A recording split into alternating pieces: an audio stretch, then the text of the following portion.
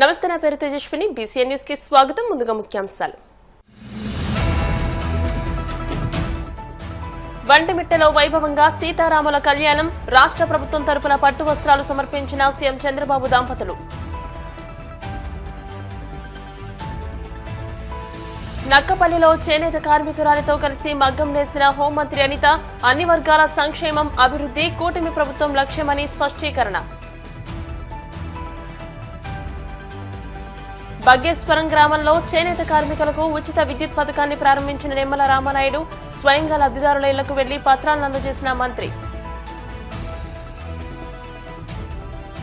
రాజధానిని అణిచివేయాలని, ఆపివేయాలని జగన్ చేసిన యత్నాలు సామాన్యమైనవి కావు. లోక్సభలో నిప్పులు చెరిగిన కేంద్ర మంత్రి పెమ్మసాని. ఆంధ్రప్రదేశ్ అయోధ్యగా ప్రసిద్ది చెందిన వంటిమిట్టలోని శ్రీ కోదండరామస్వామి ఆలయంలో శ్రీ సీతారాముల కళ్యాణ మహోత్సవం కన్నుల పండుగగా జరిగింది. రాష్ట్ర ప్రభుత్వం తరపున ముఖ్యమంత్రి చంద్రబాబు తన అర్ధాంగి నారా భువనేశ్వరితో కలిసి స్వామివారికి పట్టు వస్త్రాలు, ముత్యాల తలంబ్రాలు సమర్పించారు. వేద పండితుల మంత్రోచ్చారణల నడుమ ఈ వేడుక అత్యంత వైభవంగా, శాస్త్రోక్తంగా జరిగింది. వేలాది మంది భక్తులు ఈ అపురూప ఘట్టాన్ని ప్రత్యక్షంగా వీక్షించేందుకు తరలివచ్చారు. రామనామస్మరణతో ఆలయ పరిసరాలు మారుమోగాయి. పండితులు సంప్రదాయబద్దంగా కళ్యాణ ఘట్టాన్ని నిర్వహించి భక్తులకు స్వామివారి ఆశీస్సులు అందజేశారు.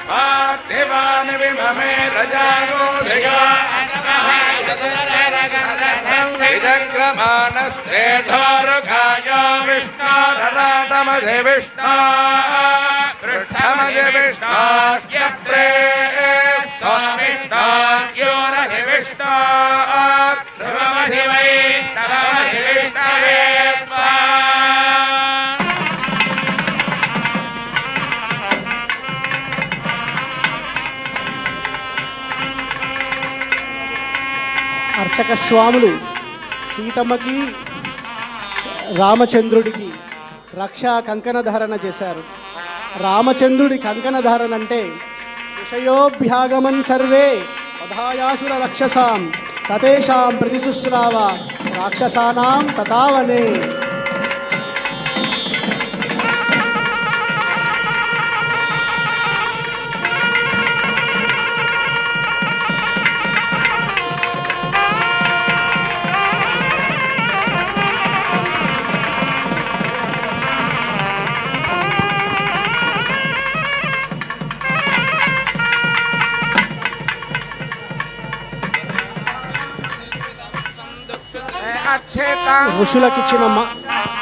ఋషులకిచ్చిన మాట కోసం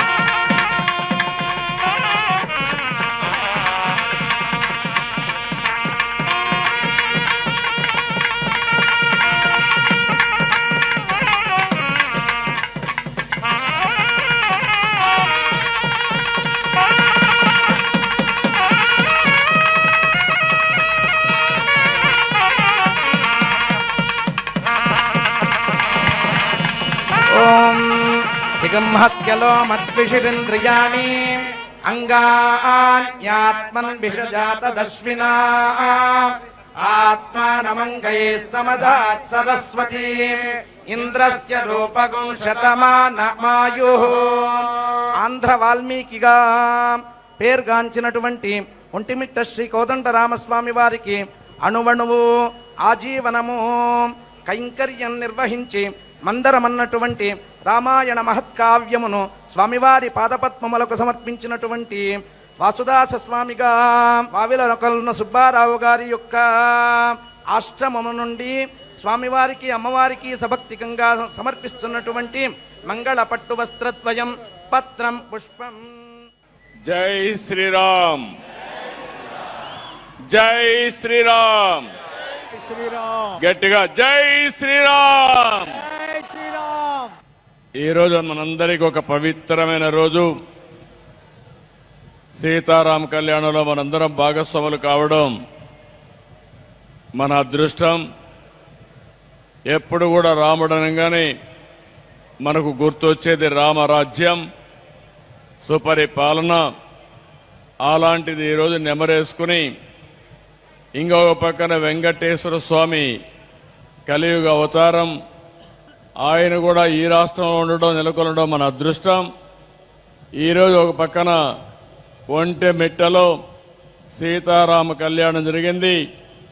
రాష్ట్రానికి ఎప్పుడు కూడా సుభిక్షంగా ఉండాలని రాముడు ఏ విధంగా అయితే రామరాజ్యాన్ని ఏర్పాటు చేశారో మనందరికీ అన్ని విధాల న్యాయం జరగాలని, అలాంటి న్యాయానికి శ్రీరామనులందరినీ కూడా ఆశీర్వదించాలని మనస్ఫూర్తిగా ఆకాంక్షిస్తున్నాను. ఒక సుఖ సంతోషాలు, మనందరికీ సంపద ఇవ్వడం, ఆరోగ్యాన్ని ఇవ్వడం, ఆనందాన్ని ఇవ్వాలని శ్రీరాముడిని ప్రార్థిస్తూ, అదే మాదిరిగా ఈ టెంపుల్ మనం చూస్తే ఒకప్పుడు మనం అందరం కూడా సమైక్య ఆంధ్రప్రదేశ్లో భద్రాచలంలో కార్యక్రమాలు నిర్వహించేవాళ్ళం. విభజన జరిగిన తర్వాత మొట్టమొదటిసారి ఇక్కడ ప్రారంభించాం. ఆ తర్వాత తిరుమల తిరుపతి దేవస్థానం దత్తత తీసుకుని ఈ ప్రాంత అభివృద్ధి ప్రారంభమైంది. ఈరోజు రెండో విధంగా ఆలోచిస్తే ఒక పవిత్రమైన రోజున అమరావతి లోకసభలో చట్టం చేశారు. మనందరికీ రాబోయే రోజుల్లో అమరావతి మన రాజధాని, దేవతల రాజధాని అమరావతి. అక్కడ దేవేంద్రుడు పరిపాలిస్తే ఇక్కడ మన రాజధాని, ప్రజా రాజధాని.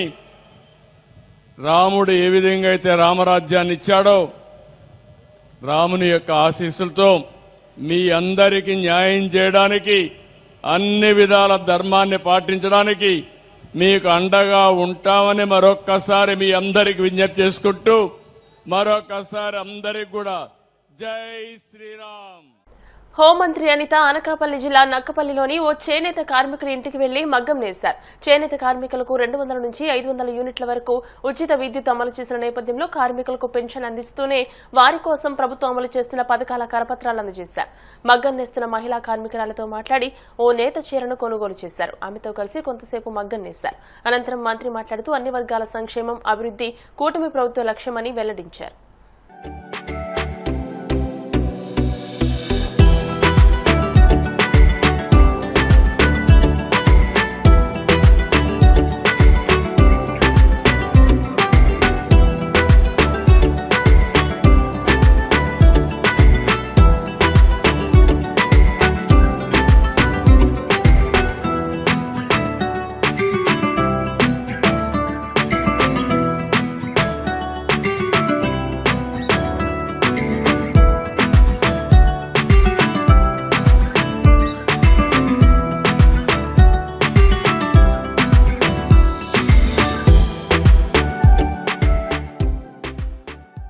పశ్చిమ గోదావరి జిల్లాలో చేనేత కార్మికులకు ఉచిత విద్యుత్ అమల్లోకి వచ్చింది. జిల్లాలో అట్టహాసంగా ఈ పథకాన్ని ప్రారంభించారు.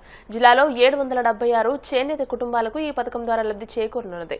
పాలకొల్లు మండలం బగ్గేశ్వరం గ్రామంలో మంత్రి నిమ్మల రామానాయుడు ఈ పథకాన్ని ప్రారంభించారు. స్వయంగా లబ్ధిదారుల ఇళ్లకు వెళ్లి పత్రాలను అందజేశారు. చేనేత మగ్గం ఉన్న కార్మిక కుటుంబాలకు నెలకు 200 యూనిట్ల వరకు, హ్యాండ్లూమ్లకు 500 యూనిట్ల వరకు ఉచిత విద్యుత్ అందజేస్తున్నట్టు మంత్రి వెల్లడించారు.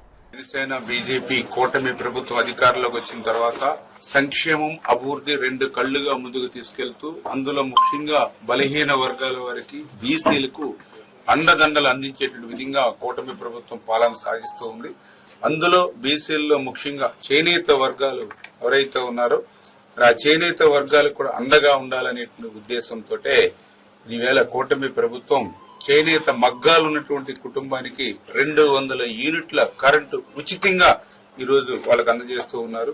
అదేవిధంగా హ్యాండ్లూమ్ ఉంటే కనుక 500 యూనిట్ల వరకు కూడా కరెంటు బిల్లులు లేకుండా ఉచితంగా వాళ్ళకి కరెంట్ ఇస్తున్నటువంటి పరిస్థితి. అంటే ఈ రకంగా చూస్తే ఆంధ్రప్రదేశ్ రాష్ట్రంలో 93,000 చేనేత కుటుంబాలకు ఈ రోజు 200 యూనిట్ల ఉచితంగా వాళ్ళకి కరెంట్ ఇస్తూ ఉన్నాం. 12,000 హ్యాండ్లూమ్ ఉన్నటువంటి కుటుంబాలకి వాళ్ళకి ఉచితంగా కరెంట్ ఇస్తున్నటువంటి పరిస్థితి. అంటే ఈ రకంగా చూసినట్లయితే మరి ఏదైతే చేనేత కుటుంబానికి 200 యూనిట్లు మనం ఫ్రీగా ఇవ్వడం ద్వారా నెలకి 720 రూపాయలు ఈ కుటుంబానికి ఆదా అవుతుంది.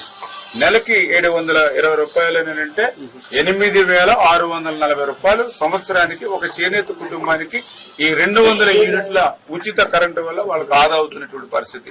అదేవిధంగా హ్యాండ్లూమ్ కనుక చూసినట్లయితే నెలకి 500 యూనిట్లు ఫ్రీ వల్ల వాళ్ళకి మరి దగ్గర 1,800 రూపాయల వరకు కూడా కలిసి వస్తుంది. దగ్గర 21,000 రూపాయలు సంవత్సరానికి హ్యాండ్లూమ్ ఉన్నటువంటి వాళ్ళకి కలిసి వచ్చేటువంటి పరిస్థితి. ఈ రకంగా 150 కోట్ల రూపాయలు ఈ ఉచిత కరెంటు నిమిత్తం ఈ ప్రభుత్వం ఖర్చు పెడుతుంది చేనేత వర్గాలకు అని చెప్పి సందర్భంగా తెలియజేసుకుంటూ గత ప్రభుత్వానికి ఈ ప్రభుత్వానికి ఉన్నటువంటి తేడా. ఎందుకంటే గత ప్రభుత్వం ఉచితంగా కరెంటు ఇవ్వడం మాట్లాడుంచి కరెంటు ఛార్జీల్ని 5 ఏళ్ల వైసీపీ పరిపాలనలో 11 సార్లు కరెంటు ఛార్జీలు పెంచారు వాళ్ళు. కానీ ఈ రోజు కూటమి ప్రభుత్వం అధికారంలోకి వచ్చిన తర్వాత ఈ 20 నెలల కాలంలో ట్రూ అప్ కాదు ట్రూ డౌన్ అని చెప్పి కరెంటు ఛార్జీల్ని తగ్గించినటువంటి ప్రభుత్వం మన కూటమి ప్రభుత్వం అనే విషయాన్ని సందర్భంగా గుర్తు చేసుకుంటూ ఈ రకంగా ఎప్పుడు కూడా పేదల పట్ల, మధ్యతరగతి వర్గాల పట్ల, బడుగు బలహీన వర్గాల పట్ల ఈ ప్రభుత్వం ఎప్పుడు కూడా చిత్తశుద్ధితో పనిచేస్తుందని చెప్పి మీ ద్వారా ఇప్పుడు కాసేపు ప్రకటనలు.